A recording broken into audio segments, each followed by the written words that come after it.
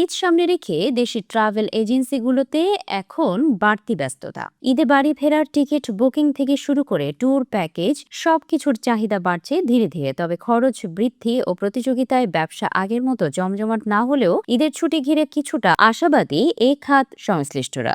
ঈদকে কেন্দ্র করে চাপ বেড়েছে আকাশপথে, আর এই সময়টাকে ঘিরেই সবচেয়ে বেশি ব্যস্ততা দেখা যায় দেশের ট্রাভেল এজেন্সিগুলোতে। থাকে ঈদে মানুষের বাড়ি ফেরার চাপ। এছাড়া বাড়ছে পরিবার পরিজন নিয়ে দেশের অথবা বিদেশের বিভিন্ন পর্যটন স্পটে ঘুরতে যাওয়ার আগ্রহ। সেই সঙ্গে বাড়ছে টিকিট ও ট্যুর প্যাকেজের চাহিদাও।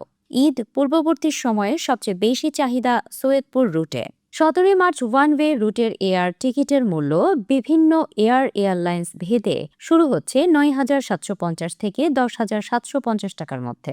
আবার ঈদ পরবর্তী সময়ে 22 মার্চ কক্সবাজার রুটে এয়ারলাইন্স ভেদে ওয়ান ওয়ে টিকিটের মূল্য শুরু হচ্ছে 6,749 থেকে 11,249 টাকা পর্যন্ত। এছাড়াও রয়েছে সিলেট রুটের চাহিদা, যেখানে টিকিট মূল্য 4,699 টাকা থেকে শুরু। ট্রাভেল ব্যবসায়ীরা বলছেন, ঈদকে সামনে রেখে অভ্যন্তরীণ পর্যটনের বুকিং বাড়ছে। দেশের বিভিন্ন পর্যটন গন্তব্যে যাওয়ার জন্য আগ্রহ দেখাচ্ছেন অনেকেই। বিশেষ করে কক্সবাজার, সিলেট, শ্রীমঙ্গল এই জায়গাগুলোতে প্যাকেজ বুকিং বেশি। শেয়ার ট্রিপের প্রধান বিক্রয় কর্মকর্তা শিবলি সাদিক বলেন, ঈদের চাপটা শুরু হয় রমজানের মাঝের দিক থেকে। আমাদের লাউঞ্জে, বনানীতে এবং অনলাইনে এখন যে পরিমাণ গ্রাহক চাহিদা দেখতে পাচ্ছি, অবশ্যই অনেক ভালো। সেটা কিছুটা বেড়েছে। নভ এয়ারের পরিচালক সোহাইল মাজিদ বলেন, ফ্যামিলি ট্রাভেল টুগেদারের কথা চিন্তা করে মানুষ যাতে নির্দ্বিধায় ছুটির আগে তাদের ট্যুর প্ল্যান করতে পারে সেই ব্যবস্থা করেছি। আমরা অনেক বেশি চাহিদা লক্ষ্য করছি গ্রাহকদের। কক্সবাজার রুটটি সবচেয়ে বেশি জমজমাট হলিডের জন্য। আকাশবাড়ি হলিডেজের সিইও তৌহিদুল আলম মিল্কি বলেন, ঈদের টিকিটগুলো সাধারণত গ্রুপে কিনতাম।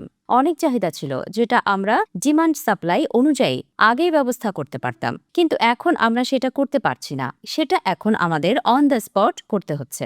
তারপরও ঈদের ছুটিকে ঘিরে ভ্রমণ পিপাসু মানুষের আগ্রহে কিছুটা প্রাণ ফিরে পেয়েছে বলে মত এয়ারলাইন্স ও এজেন্সিগুলোর। শেষ মুহূর্তের বুকিং বাড়লে এই খাতের ব্যবসা আরও জমে উঠবে বলে আশা করছেন খাত সংশ্লিষ্টরা। তারপরও ঈদের ছুটিকে ঘিরে ভ্রমণ পিপাসু মানুষের আগ্রহে কিছুটা প্রাণ ফিরে পেয়েছে বলে মত এয়ারলাইন্স ও এজেন্সিগুলোর। শেষ মুহূর্তে বুকিং বাড়লে এই খাতের ব্যবসা আরও জমে উঠবে বলে আশা করছেন খাত সংশ্লিষ্টরা।